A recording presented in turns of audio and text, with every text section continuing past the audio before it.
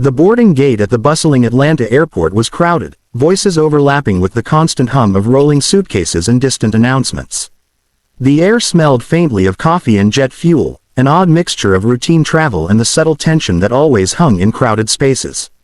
At gate C-27, a tall black woman in her mid-40s, impeccably dressed in a tailored navy suit, stood with quiet confidence. Her name was Vanessa Carter, CEO of a fast-growing tech company that had recently been making headlines. Her natural curls framed her face, and her eyes carried that sharp, calculated focus of someone who had learned to command boardrooms without raising her voice. Vanessa wasn't just traveling for leisure. This flight to New York was important. She had a meeting scheduled first thing in the morning with potential investors who could take her company global. Her assistant had booked her in first class, not just for comfort but so she could spend the flight reviewing her presentation on her laptop without cramped elbows and distractions. When boarding began, Vanessa waited patiently for her group to be called. She could have easily stepped forward sooner. Her ticket allowed priority boarding, but she preferred to let the crowd thin. Years in leadership had taught her that patience often disarms situations before they even begin. She scanned the gate area once more, noticing a tall, silver-haired man in a crisp polo shirt and khakis pacing near the priority boarding lane. His sharp, restless glances made her think he wasn't used to waiting. Finally, her group number lit up on the screen, and she joined the short line. The attendant scanned her ticket with a polite smile, and she stepped onto the jet bridge, her heels clicking softly against the metal floor. Inside the aircraft, the first-class cabin gleamed under the soft overhead lighting, wide leather seats, neatly folded blankets, and the faint scent of citrus from freshly wiped surfaces. She made her way to seat 2A, the one printed clearly on her boarding pass. But when she reached it, her brow furrowed. A man was already sitting there, the same silver-haired man she'd noticed earlier. His laptop bag was on her seat, his jacket draped neatly over the armrest, and he was scrolling through his phone with the ease of someone who didn't think twice about where he was. "Excuse me," Vanessa said evenly, her voice calm but firm, "I believe you're in my seat." He glanced up, a faint smirk tugging at his lips. "Oh, I don't think so," he replied casually, glancing at his boarding pass. "I'm in 2A. He didn't hold it out for her to see, just slipped it back into his pocket as if the matter was settled. Vanessa kept her composure. "I'm sure there's been a mix-up. My boarding pass clearly says 2A. She reached into her bag, pulled it out, and showed it to him. The man barely looked at it before shaking his head. "Yeah, well, I was here first. Maybe you can just take that one over there." He pointed vaguely toward a seat across the aisle, 2B, which was already occupied by another passenger.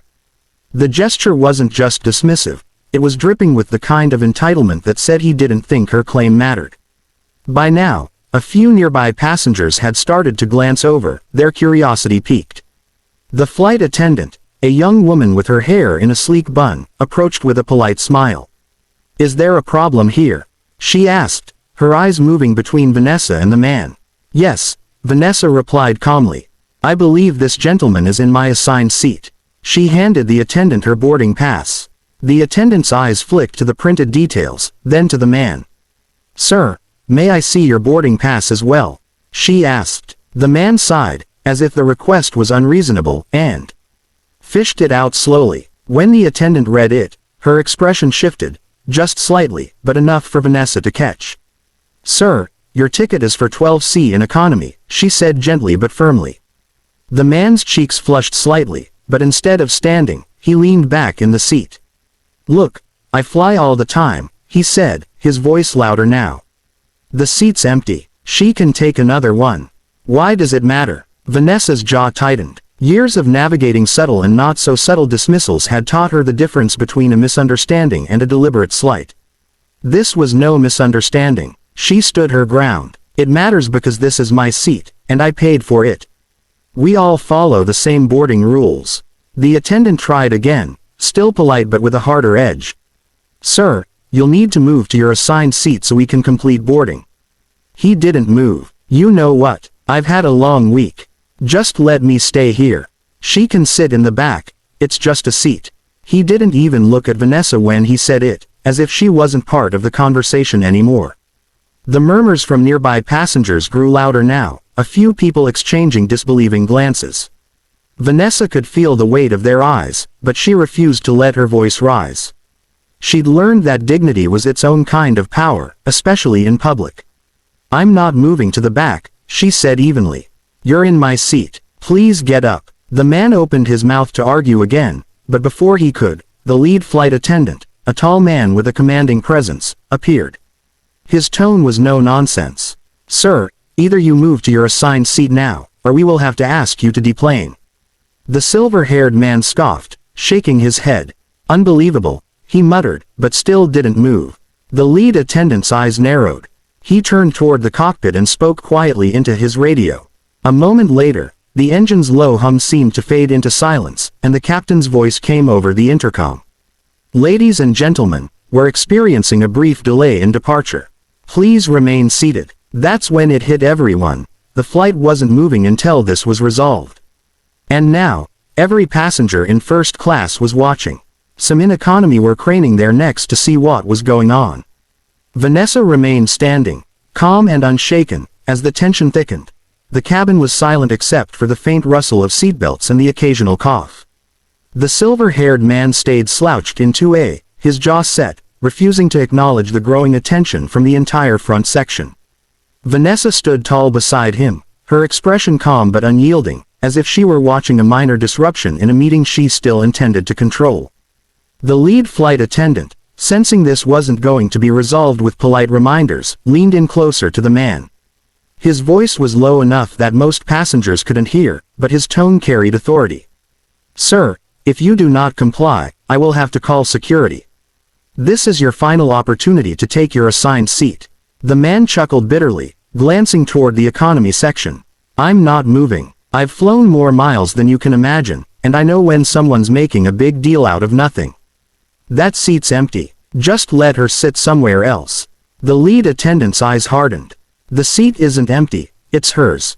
And you know it." Vanessa finally spoke again, her voice level but with an unmistakable edge. "Sir, this isn't just about a seat. It's about respect. You've been told multiple times you're in the wrong place, yet you continue to ignore it. If you think this doesn't matter, you're mistaken." A few passengers murmured in agreement. Someone in the second row behind them said loudly enough for half the cabin to hear, "It's not complicated. Move to your seat." Another voice added, "You're holding up the whole flight." The man shifted uncomfortably, clearly aware now that he had lost the crowd. But instead of backing down, he crossed his arms. "Fine," he said, "call security. Let's see what they do." The lead attendant nodded without hesitation and stepped into the aisle, signaling to the gate crew. Within 2 minutes, 2 uniformed airport security officers boarded the plane. Their calm but direct presence changed the atmosphere instantly. They spoke first to the attendants, then turned to the man.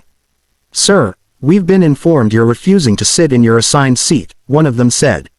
"You'll need to come with us." "I'm not going anywhere," the man said sharply. "I paid for a ticket. I'm staying right here." The other officer's voice was quieter but carried a warning. "Sir, if you continue to refuse, you will be removed from this flight, and you may face additional consequences. This is your last chance to comply voluntarily."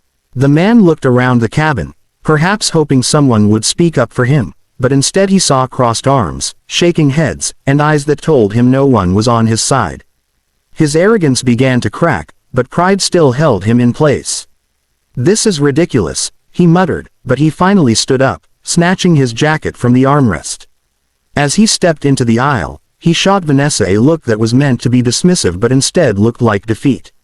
She didn't respond, didn't smirk, didn't gloat. She simply stepped into her seat and placed her bag in the overhead compartment as if the moment had no power over her. The officers escorted the man off the plane, and the murmurs in the cabin turned into hushed conversations. The lead attendant returned to Vanessa, his voice softer now. "Thank you for your patience, ma'am. I'm sorry you had to deal with that." "Not your fault," Vanessa replied, offering a small smile. "But I appreciate you handling it." Passengers began settling back in, and for a brief moment it seemed like the worst was over.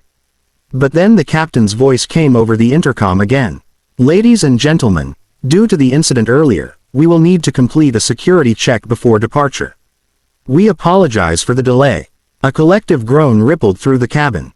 A few people glanced toward Vanessa, not in blame, but in a silent acknowledgement of the absurdity of the situation, that one person's entitlement could ripple out and delay an entire plane. The security check took longer than expected. The man's removal meant his luggage had to be located and taken off the aircraft, and each overhead bin was checked again for security protocol. 30 minutes passed, then 45. Vanessa used the time to open her laptop and review her investor presentation, tuning out the occasional sighs from other passengers. When the check was finally complete, the captain made one last announcement. "We're cleared to depart. Thank you for your patience." The plane began to taxi, and the atmosphere slowly shifted from tense to resigned. A few passengers caught Vanessa's eye and gave her small nods of solidarity. One woman leaned across the aisle and whispered, "Good for you. Some people think they can just take whatever they want." Vanessa smiled politely but didn't elaborate. She had long since learned that her life, her presence, and her position in spaces like this often challenged unspoken expectations. People didn't always say it, but they noticed. As the plane lifted off, she felt the knot in her stomach unwind. She thought about how easily the outcome could have been different, if she had decided to let it go, to avoid the scene. She could have sat somewhere else and arrived quietly in New York. But then, she thought about the principle of it, about the younger woman across the aisle who had watched the whole exchange, or the teenager in row 3 who had recorded the moment on his phone. Sometimes, standing firm wasn't just about you, it was about showing others what was possible. 2 hours later, when the plane landed in New York, Vanessa was one of the first to step into the jet bridge. She moved quickly toward baggage claim, already switching mental gears to prepare for the meeting ahead. But as she walked, she noticed a few passengers from first class giving her knowing smiles, as if to say they understood exactly what had happened back there. Outside the terminal, a black car waited to take her to her hotel. She slid into the backseat, finally allowing herself a long exhale. The driver glanced at her in the rearview mirror. "Rough flight?" he asked casually. Vanessa thought about it for a moment, then shook her head with a faint smile. "Not rough. Just clarifying." Because in that cramped first-class cabin, with one man's arrogance trying to override her rightful place, she had been reminded of something important. Her seat wasn't just a seat. It was a symbol of the ground she had fought to claim. And as the car pulled into the night streets of New York, she knew she would fight for it every single time.